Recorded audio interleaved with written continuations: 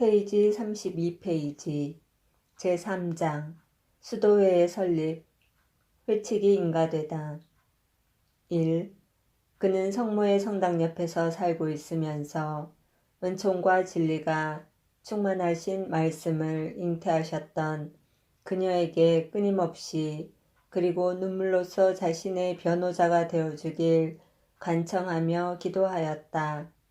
그 후 그는 자비하신 어머니의 중재로 복음의 진실한 정신을 허락받아 그는 그것이 결실을 맺도록 하였다. 한 사도의 축일인 어느 날 그는 미사에 참여하고 있었는데 그때 우리의 주님이 당신 제자들을 설교하라고 보내시면서 복음에 따라 생활해야 하는 방법에 대해서 말씀하시는 복음의 구절이 나왔다. 프란치스코는 제자들이 전대에 금이나 은이나 동전을 넣어 가지고 다니지 말 것이며 식량 자루나 여벌옷이나 신이나 지팡이도 가지고 다니지 말아야 한다는 것을 들었을 때 너무도 기뻤다. 그는 사도적 가난에 대한 사랑으로 이 구절의 의미를 즉시 파악하고 기억에 새겼다. 이것이야말로 내가 원하던 것이다. 또 이것은 내 진심으로 갈망하던 바이다 라고 외쳤다. 바로 그때 그 자리에서 그는 신을 벗고 지팡이를 버렸다. 그는 어떤 종류의 돈이나 부든지 싫어하였으며 단지 겉옷 하나만 입고는 가죽 혁대 대신에 띠로 바꾸어 했다. 그의 마음이 전적으로 바라는 것은 자기가 들은 것을 실천에 옮기는 것이며 모든 것에 있어서 사도들에게 주어졌던 생활의 규칙을 따르는 것이었다. 이 신적인 영감에 의해 그는 이제 복음적인 완덕을 쫓기 시작했으며 또한 다른 이들로 하여금 회개의 생활을 하도록 초대하였다.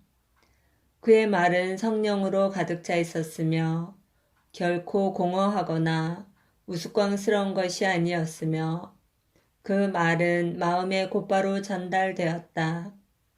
그래서 그의 청중들은 놀랐던 것이다.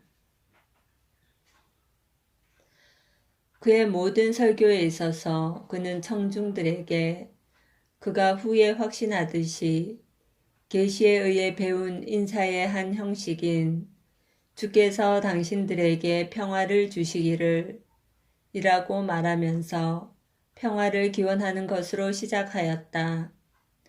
그는 예언자들의 영으로 고치되어 평화와 구원을 외쳤다.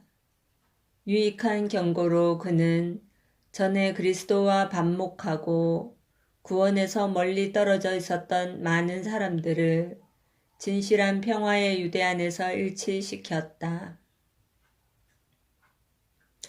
3. 그의 설교의 힘과 그의 생애의 신실성이 알려지게 되자 다른 사람들은 그의 표양에 감동되어 회개의 생활로 옮겨갔다. 그들은 가지고 있는 모든 것을 포기하고 그와 생활을 같이 하고 그와 같은 옷을 입고자 왔다. 그러한 사람들 가운데 첫 번째 사람이 베르나르도로서 그는 하느님으로부터 불림받은 유덕한 사람으로서 시간적으로도 거룩함에 있어서도 프란치스코의 첫 아들이 되었다. 그가 스스로 프란치스코의 거룩함을 알게 되었을 때 그는 그의 모범을 따라 세상을 완전히 버리기로 결심하고 이것을 실천할 수 있는 최선의 방법에 관해 그가 충고해 줄 것을 청했다. 베르나르도의 말을 듣고 프란체스코는 성령의 위안으로 가득 찼으며 첫 제자와 합하게 되리라는 것을 깨달았다. 그래서 그는 우리는 이것에 대해 하느님의 충고를 청해야 합니다라고 말하였다. 아침에 그들은 성 니콜라우 성당으로 가서 거기에서 기도하며 시간을 보냈다. 그러고 나서 프란치스코는 하느님에게 3번의 증거를 보여주심으로써 베르나르도의 계획을 확인해 줄 것을 간청하며 복된 성삼위를 기려 복음서를 3번 펼쳤다. 처음에는 내가 완전한 사람이 되려거든 가서 너의 재산을 다 팔아 가난한 사람들에게 나누어 주어라 란 말씀이 나왔다.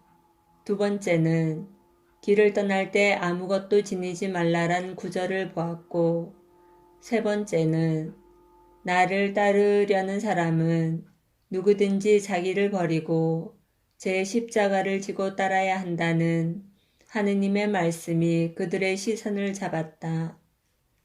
성 프란체스코는 이것이야말로 우리의 생활이며 회칙입니다. 우리와 합하고자 하는 사람은 모두 이것을 실천할 준비를 갖추어야 합니다. 그러므로 완전한 자 되고자 하는 마음을 지녔다면 집에 가서 들은 대로 행하시오 라고 말하였다. 4. 얼마 되지 않아 다른 5사람도 똑같은 영적 부름을 느꼈다.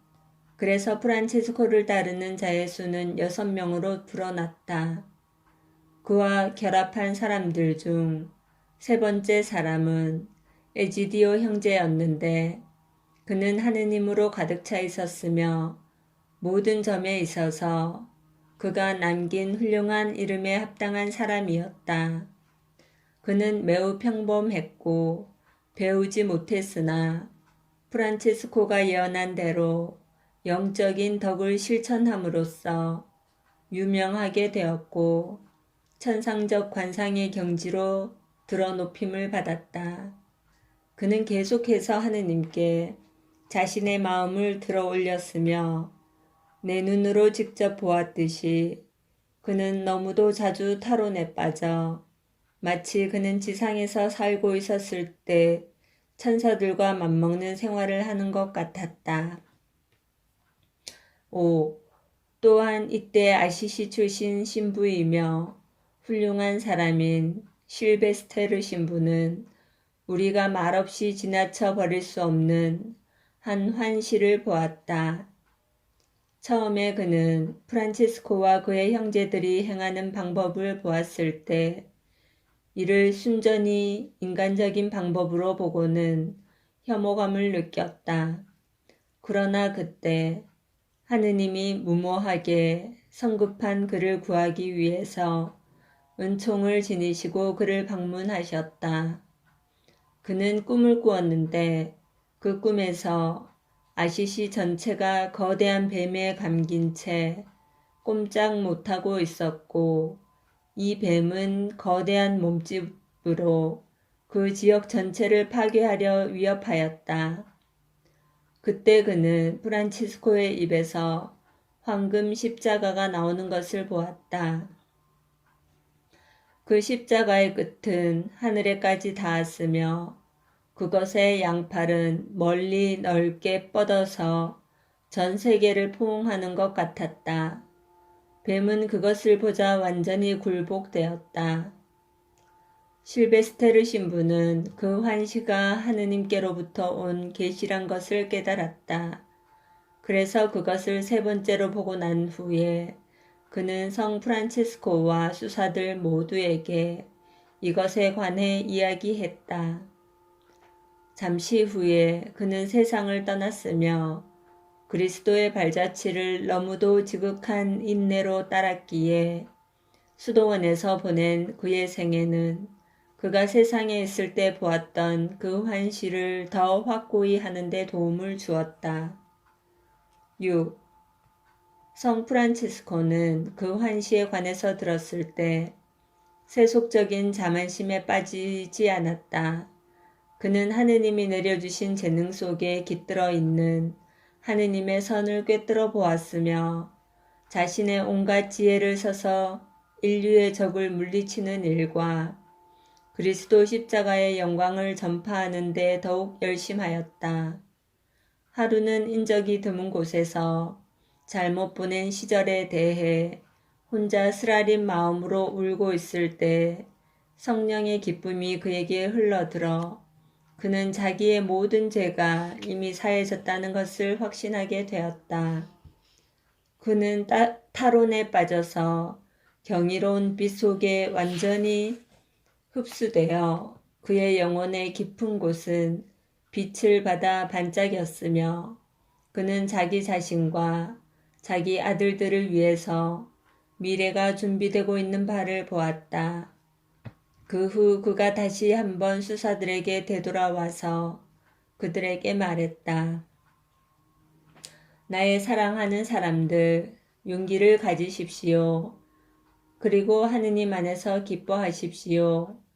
우리가 단지 몇 명밖에 되지 않는다고 해서 당황할 필요는 없으며 경험이 없다고 하여 두려워할 필요도 없습니다. 하느님은 모든 의심의 그늘 너머에서 당신의 은총으로 우리를 많은 숫자로 불어나게 해 주시리라는 것과 수도회가 널리 전파되리라는 것을 나에게 보여주셨습니다. 7. 이 무렵 수도회에 또 다른 훌륭한 사람이 들어와 프란체스코 아들의 숫자는 7명이 되었다. 그 후 그는 선한 아버지처럼 아들 모두를 자기 주위에 모으고는 드디어 하느님의 천국에 대해서 또한 각자의 의지를 버리고 세상에 마음을 두지 말고 회개해야 된다고 이야기하였다. 마지막으로 나라 전역에 그들을 보내기로 결정했다고 그들에게 말했다. 그의 정신은 온갖 가식에서 벗어나고 생명을 주는 능력은 없는 가난과 겸손의 정신이었으나 프란체스코는 이미 7명의 제자를 끌어들였으며 전 세계로 하여금 회개하도록 초대하여 그리스도 안에서 새 생명을 주고자 갈망했다. 그래서 그는 동료들에게 다음과 같이 말했다. 가서 만민에게 그들의 죄가 사해질 수 있도록 평화와 회개의 소식을 전하십시오. 시련을 견디어내고 기도하는 데 있어서 주의하며 결코 일하기를 그치지 마시오. 말하는 데 있어서는 삼가고 행동에 있어서는 질서정연하며 은혜를 베푼 자에겐 감사히 여기십시오. 이렇게 하면 그 보답으로 영원한 왕국이 당신들을 위해 마련되고 있다는 것을 명심하십시오. 수사들은 겸손히 그 앞에서 땅에 엎드리고는 진정한 영적인 기쁨을 지니고서 순종하라는 이 명령을 환영했다. 그 후 그는 그들 한 사람 한 사람에게 개인적으로 이야기하였다. 너의 걱정을 야훼께 맡기어라. 주께서 너를 붙들어 주시리니. 이 말은 그가 겸손의 덕안에서 수사들에게 명령을 내릴 때 들려주었던 것이다. 프란체스코는 수사들을 위해서 본보기를 세우는 것은 자기에게 달렸다는 것을 알았다. 그래서 그는 자기가 가르쳤던 것을 실천하고자 열망했다. 그렇기 때문에 그가 다른 6사람을 십자가 모양으로 각기 다른 지방으로 보냈을 때 그도 동료들 중 한 사람을 데리고 4번째 방향으로 출발했던 것이다. 그러나 잠시 후에 그들 모두가 다시 보고 싶어졌는데 그들을 불러 모을 방도가 그에게 없었기에 흩어졌던 이스라엘을 모아들이시는 주님께 기도했다. 그래서 그들이 잠시 후 놀랍게도 어떠한 인간의 수단으로서 모이지 않고 예기치 못하게 그들 모두가 만나게 된 것은 바로 하느님의 은혜로운 섭리였던 것이다. 또 다른 4명의 훌륭한 사람들이 그들과 합하게 되어 이제 그들의 숫자는 12명이 되었다. 8. 수사들의 숫자가 천천히 늘어나는 것을 보고 프란치스코는 자신과 동료들을 위한 짧고도 간단한 생활 규칙을 섰다. 이것은 흔들리지 않는 기초, 즉 복음을 따르는 것을 바탕으로 삼았으며, 그리고 이것에 그들의 공동 생활에 필요하다고 여겨지는 몇 가지 규정을 덧붙였다. 그는 자신이 쓴 것을 교황으로부터 인가받기를 원했다. 그래서 모든 신뢰를 하느님 인도 안에 두고 교황 앞에 제자들과 함께 출두하기로 결심했다. 하느님은 사랑으로서 그의 소망을 보시고 다음과 같은 환시를 프란치스코에게 보여주심으로써 경험이 없다는 생각에서 두려워하는 수사들을 위로해 주셨다. 프란치스코는 자신이 양옆에 큰 나무가 자라고 있는 길을 따라 걷고 있는 것 같았다. 그는 가까이 가서 잠시 멈추어 서서 그 나무의 엄청난 높이에 탐복했다. 갑자기 그는 자신이 하느님의 힘에 의해서 허공에 들어올려지는 것을 느꼈다. 그래서 그는 조금의 어려움도 없이 나무의 꼭대기를 잡아서 땅으로 구부릴 수 있었다. 그는 하느님으로 가득 차 있었기 때문에 즉시 이 환시는 교황께서 당신을 낮추셔서 그의 의사를 받아들일 방법을 예언한 것이란 것을 깨달았다. 그래서 그는 기쁨에 가득 찼다. 그는 위안에 차서 수사들에게 말하고는 그들과 함께 여행길에 올랐다. 9. 그들이 교황청에 다다랐을 때 프란치스코는 교황 앞에 나가게 되었다. 그때 교황은 라테라노 성전에 있었다. 프란치스코의 내방이 알려졌을 때 교황은 거울실이라고 알려진 홀을 깊은 생각에 잠겨 걷고 있었다. 그는 성인에 관해서 전혀 몰랐으므로 화를 내며 그를 돌려보냈다. 프란치스코는 모든 겸손을 다해 작별 인사를 했다. 그 다음날 하느님은 교황님께 한 환시를 보여주셨는데 그 환시에서 교황은 자기 양발 사이에서 종려나무 한 그루가 움터나와 훌륭한 나무로 자라는 것을 보았다. 그가 이 환시가 무엇을 의미하는 것인가 의아하게 여기고 있을 때 신적인 빛이 비쳐 그 종려나무는 그 전날 그가 되돌려 보내버린 거지란 것을 명백하게 깨닫게 했다.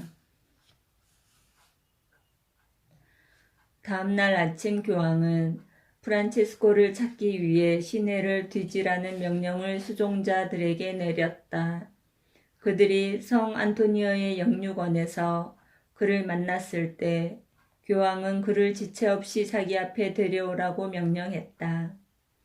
프란체스코는 교황 앞에 나타나서 자기 계획을 말하고는 겸손하게 그리고 끈질기게 회칙을 인가해 줄 것을 간청했다.